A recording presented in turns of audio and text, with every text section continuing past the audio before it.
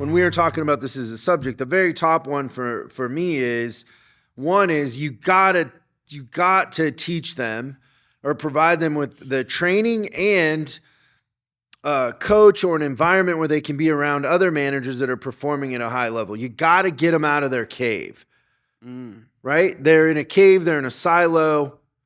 You know, it's kind of like, what do they call that in social media when like you only watch, you know, Fox News. And so then it only serves up kind of right-wing conservative media, and you're in a, what do they call that? A silo or a tunnel? Yeah, something like that. I don't know. Or a funnel or. But you end up kind of being ignorant to what both sides of the story are. You only have your narrative. Yeah, because some algorithm has decided that you're what hole you're in. And then everybody just follows suit to that thing. So it literally distorts reality.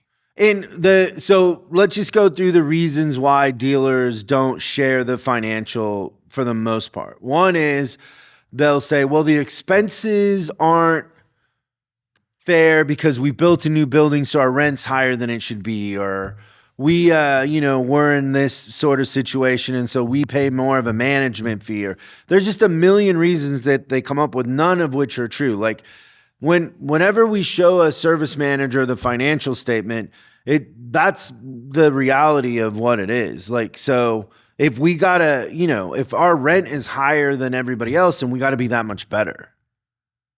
Yeah, but the other thing with that too is they're in their own little microcosm. So at the end of the day, I've never had a manager look at the financial for the first time and say, oh, our rent is way out of line.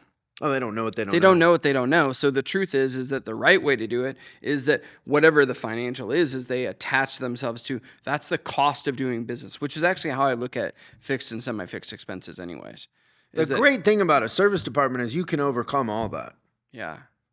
If you know what the truth is and you know where you really stand, you can figure out a way to overcome it with, volume, pricing. There's a way. There's so many ways to come at this. You can operate to profitability. Yeah. But not knowing, you just don't know. Yeah. You're leaving it to chance. And it reminds me a little bit of like service. I'm off topic a little bit, but it's all going to come around. It's a little bit like advisors and CSI. It's the same thing, right? So the second that an advisor thinks that part of the customer experience isn't their responsibility, the CSI is terrible. Same thing if you're running a department. If you're trying to come up with reasons why it's not your thing, you're never going to run a successful department if it can always be someone else's fault. Yeah, and that's what happens. Yeah. It's like hiding in ignorance. Right. In a way.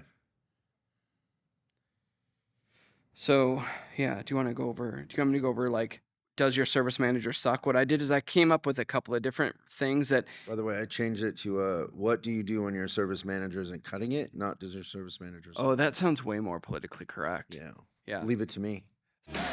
Thanks so much for watching this clip of Service Driving Revolution. We're uploading new stuff every day, so make sure you subscribe and click the bell icon so you don't miss out. If you have a question you'd like us to answer on the show, call 8333-ASK-SDR and we'll answer your question on the show. That's 8333-ASK-SDR.